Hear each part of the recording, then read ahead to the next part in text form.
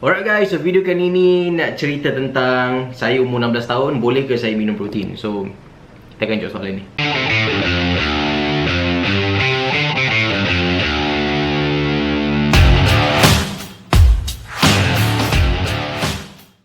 Secara artikelnya, video ni saya tak nak expand lama supaya nak straightforward dan tak buang masa korang. Tapi sebelum tu, korang pun mungkin dah bosan dengar. Siapa yang belum lagi subscribe, saya minta untuk belanja subscribe dan juga untuk tekan like, sebab saya ada inisiatif untuk buat video ni untuk korang kan.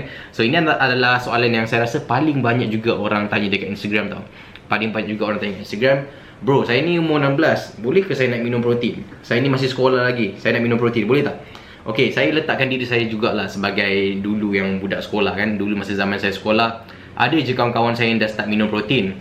So saya tak boleh nak cakap, okay, korang boleh minum protein. Saya tak boleh nak cakap macam tu sebab ini akan jadi macam satu benda unethical.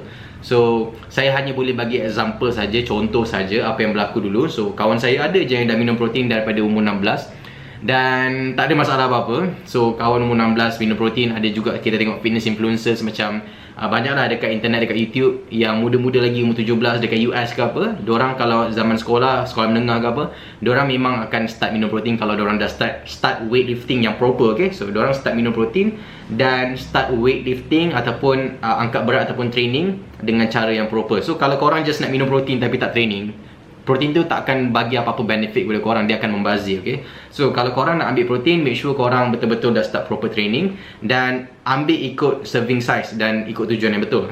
Untuk budak sekolah, saya suggest untuk tak ambil protein yang ada benda-benda macam growth hormone. Ketepikanlah protein yang macam tu. Sebab apa? Kita tak nak kacau hormon korang dengan benda-benda yang additional macam tu.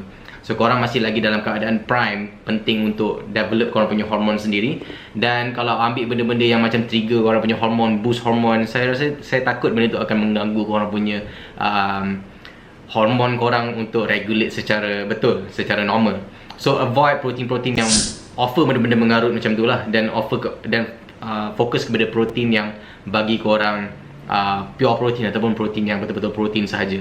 So untuk student, kalau saya letak diri saya sebagai student, kalau saya boleh flashback, boleh kembali kepada 10 tahun lepas, saya akan ambil protein umur 17, umur 16. Tapi cuma masa tu tak ada duit banyak kan. So protein time tu mahal, tak banyak lagi seller protein, brand local pun tak ada, brand international dekat GNC pun jual mahal. Dan saya start ambil protein sebenarnya lepas sekolah dalam umur 18 macam tu. Sebab dah ada duit extra sikit, baru saya berani untuk beli protein.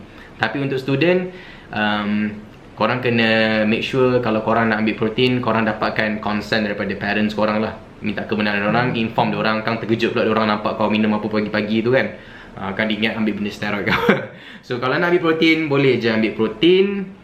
Kalau nak ambil protein, make sure ada consent daripada parents. Dan bawah 16 tak payahlah. Bawah 16 saya tak suggest untuk bawah 16 tahun. Okay, saya tak suggest bawah 16 tahun untuk ambil protein.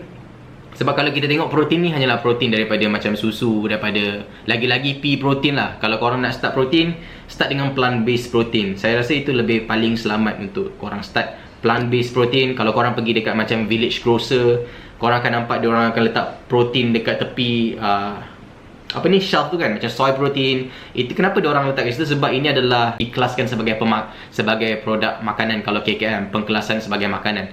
So macam korang minum pea protein, ibaratnya korang macam makan pea, okay? Makan kacang peas. So saya lebih recommend untuk korang yang baru start, ambil jenis-jenis protein yang macam tu.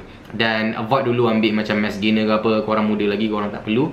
Just korang makan banyak je kat rumah, makan nasi banyak, dan korang akan InsyaAllah korang mesti akan gain berat tu. Okay guys, so itu saja video kali ini. Dan nanti kalau saya ada kesempatan, saya akan buat resepi student budget. Okay, resepi budget untuk student. Saya faham korang ada masalah budget. Saya pun dulu masa student pun ada duit belanja, kena makan apa kan. So kita insyaAllah dalam channel ni, saya akan cuba untuk bagi manfaat kepada seramai yang boleh lah. Sebab saya faham dalam channel ni banyak yang sebenarnya baru nak start dan masih blur-blur lagi. Dan itulah fungsi channel ni adalah untuk bantu terutama newbies yang baru nak start, supaya korang tak bazir duit beli suplemen yang tak perlu, dan korang tahu apa yang korang perlu tahu. Banyak information yang tak sampai kepada korang. Saya tengok YouTuber fitness Malaysia masih lagi limited information tu tak sampai. Adalah yang certain orang yang macam doktor ke apa, dia bagi expose sikit. Tapi saya rasa still kurang lagi. Sebab tu saya buat channel ni untuk boostkan lagi benda-benda yang penting untuk korang tahu. So itu saja guys. Jumpa korang dekat video akan datang. Kalau korang suka like video sini, make sure korang tekan like, subscribe. Dan kita akan jumpa korang dekat video akan datang.